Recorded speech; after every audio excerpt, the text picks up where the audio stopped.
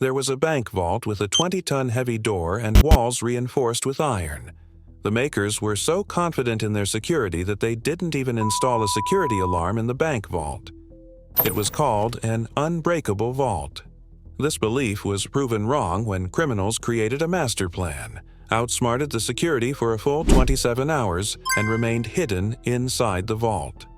The discovery. On July 19, 1976, it was a Monday morning when staff members arrived at Société Générale Bank in Nice, France. This bank was considered the most secure bank in the world with the strongest vault. As usual, the bank staff went to open the vault. The door was very heavy with an extremely complicated lock. They entered the lock combination, but the door would not open. This door had problems before because it weighed about 20 tons and often got stuck. The bank staff thought it was stuck as usual, so they contacted the vault manufacturing company. After half an hour, the company's experts came to the bank and tried to open the door. But surprisingly, even the experts couldn't open the door this time. They made several attempts, but the door refused to open. The situation was becoming serious because customers were waiting in line, and this was affecting the bank's reputation. After 3 hours of trying, they finally decided to drill a hole in the vault's wall to see what was preventing the door from opening. There were no signs of forced entry on the vault door, and no marks were found on any of its 4 walls. When they looked inside after drilling a hole with a heavy-duty drill machine, they discovered that someone had welded the vault door shut from the inside. This was hard to believe because there was only one way into the vault. There was no light source inside and no windows, making it impossible to enter the vault from within. Everyone realized something unusual had happened.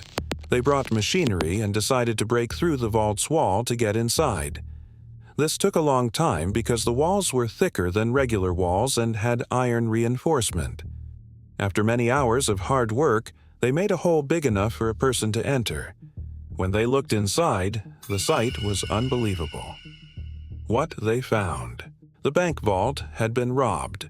Some lockers were broken while others were left open. The most interesting thing was that famous words were written with spray paint on the vault's wall. The English translation of those words was "without arms, without hate, and without violence." As the bank staff was recovering from the shock, they discovered a tunnel had been dug beneath the vault floor. By this time, the police had arrived. The robbers had broken into 400 out of the 4,000 safe deposit boxes inside the vault, taking valuable items including money and gold blocks before escaping. The tunnel they had dug led to the city's largest underground sewerage line. There, the police found a lot of evidence, including tools and 27 gas cylinders that the robbers had used to power a welding torch. They also found ventilation equipment for fresh air in the sewerage line and electrical cable about 1 kilometer long. This heist was worth more than $20 million. Today, its value is estimated at $110 million.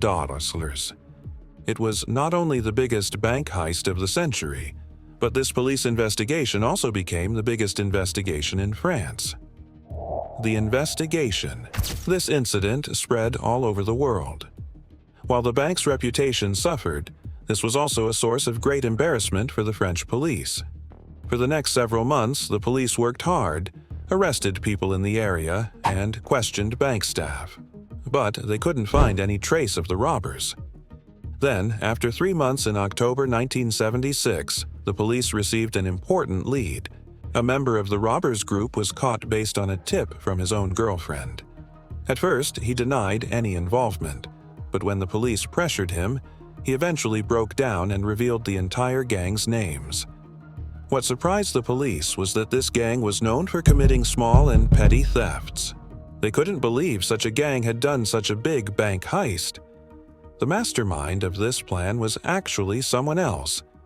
During questioning, gang members gave the police the name of a person who, according to them, was the mastermind behind the heist.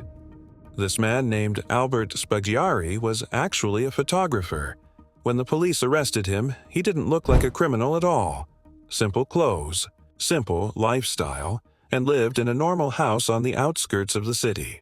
When they asked his neighbors about him, everyone said Albert was a simple photographer who always minded his own business.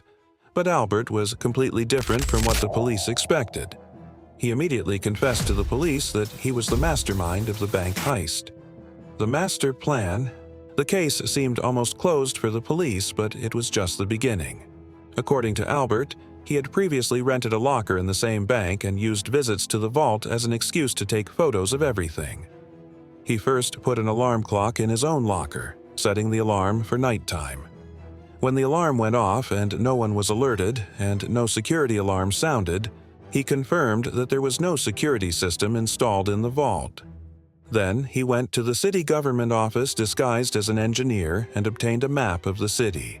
He studied where the sewerage line was on this map and how far it was from the bank. He calculated that after digging a 26-foot tunnel from the nearest sewerage line, he could go straight to the bank vault. This job required a lot of work, so Albert contacted a gangster in the city and told him the whole plan. That gangster assigned his men to work on this task. It took about 2 months to dig the tunnel since the work was being done without machinery. It was very important to do this work only at night when there was no one in the bank. During this time, Albert made every effort to ensure that no noise would reach anyone on the road above the sewerage line. Then, on July 18th, the night between Saturday and Sunday, they finally entered the vault. For the next 27 hours, they calmly carried out the heist, during which they even had lunch and dinner there. They wrote down those famous words as they were leaving. The escape. The police presented Albert in court, where he also admitted his guilt in front of the judge. During questioning, he had written the evidence of his plan and the details of the stolen money in a code on a paper. He said he would give this evidence only to the judge, and only the judge would be able to read this code. For this task, the judge called Albert to his private room. Albert handed over the paper to the judge, which contained a map of the city. Just as the judge was beginning to understand the map, Albert immediately jumped out of the room through the window. The room was on the first floor, and there was a car parked below it. Albert fell onto the roof of the car and immediately got up and escaped on a motorcycle that was already waiting for him.